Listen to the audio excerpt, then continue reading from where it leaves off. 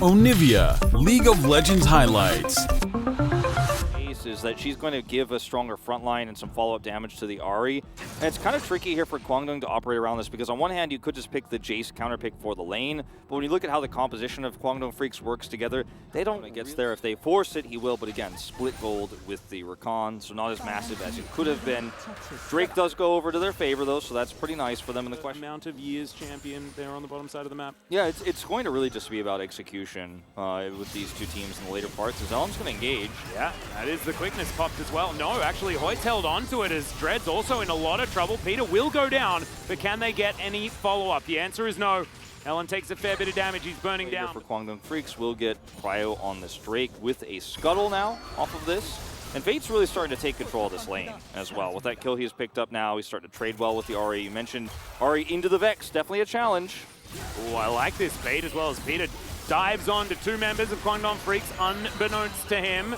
He's now without a flash and is going to get taken down once again. Orbit Deception does a fair bit of damage, but it's not later on in terms of side laning too. Ahri will have a lot of power. She has way more mobility, and if you dodge the fears, you have a lot of power. But this is just Nongshim, I think, thinking their competition is stronger than it is at this stage of the game. He's often turned it around in the mid game, so we'll see if that happens once again here. Yep. Well, here is B2D.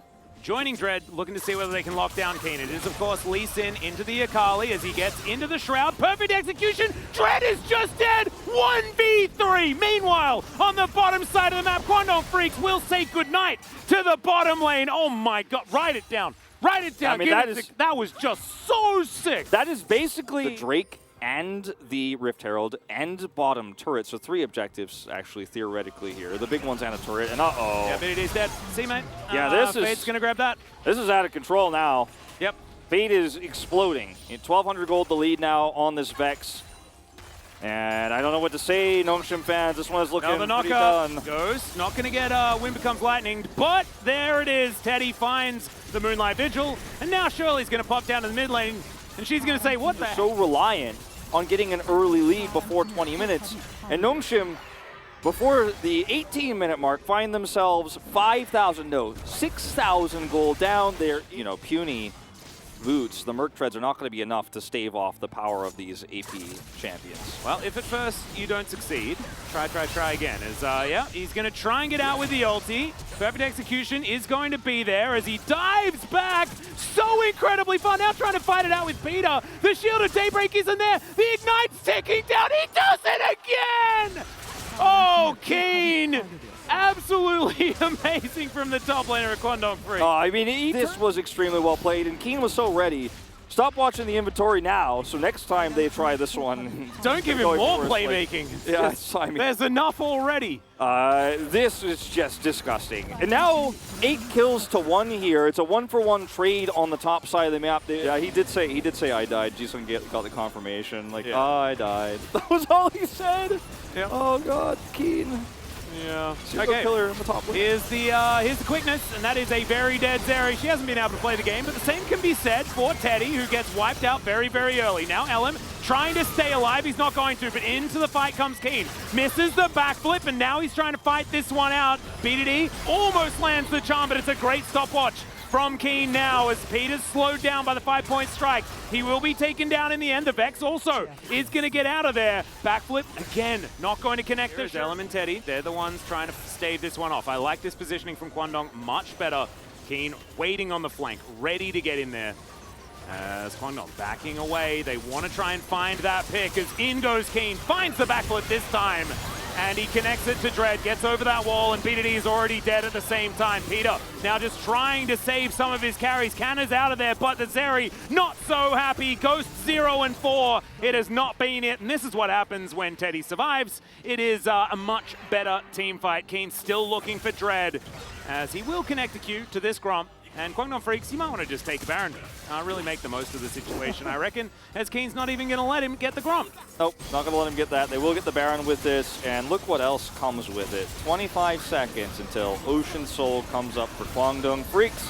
Oh, it was all planned. They're getting some of it in mid now, so the response will have to be swift for Nongshim as the charm misses.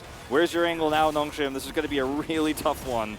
Yeah, well, Keen looking for the flank. There is decent vision here from Nongshim, though. So if they can start this fight on their terms, they're not going to, though, as Hoyt's already popped the quickness. Now looking for his opportunity into the back line. Peter's immediately going to go down. Can they actually get Ghost, though, who's starting to pop up? Fate goes down first. BDD grabs the kill, and now man advantage. Definitely there for Kwangdong, but Ghost this time is actually doing things. BDD flashes in, grabs the kill on the jungler, but will sacrifice himself for it. It's the dragon that's taken, though, for Kwangdong Freecs, and now they've got an Ocean Soul, and Ghost is trying to live. Keen, yeah, he'll guarantee that Ghost is not going to be able to Jet Set Radio Future his way out of this one.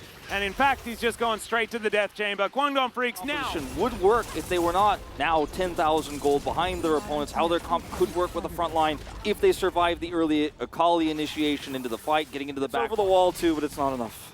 Nope.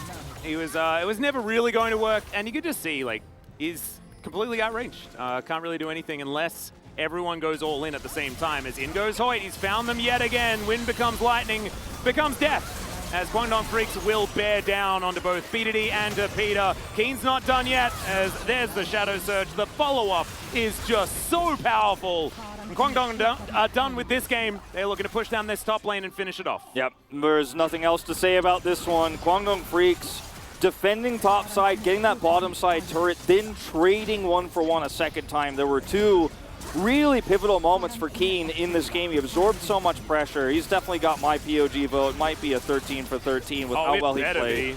Like, we wrote that one down after that first play, and the plays only got better. Yeah, I mean, I think it was a great effort from Ellen as well. As here's the last fight. Yep, going in for it as Canna is immune for the moment. Ghost trying to do some damage here. Needs to watch out for one auto attack from Teddy, which does take the majority of players' health bars to almost 0. They are trying to push them out, though, and it is going to work. Peter gets junked. Moonlight Vigil goes down. Yep, that's Gale Force, and that is a very deadly owner. If you were surprised, you shouldn't have been, as Keen looks for the backflip. Does not quite connect it. Dives forward and gets the Shroud down, but Nongshim have respawned now, and despite the fact that Peter is dead, they still have access to the Fountain, and Kwangdong Freecs now trying to push on this naked Nexus. Phenomenal quickness is going to get right in there, though, and there's the Shadow Surge, there's the cleanup, and Kwangdong Freecs will now deal with this Nexus. As, yep, the Fountain is the only place that looks safe here for Nongshim, as the Crab Rave will happen, you know, with Boris, but the Nexus will be taken out. Kwangdong Freecs winning out so hard because their top laner absorbed 3 players worth of pressure twice while they made aggressive plays themselves.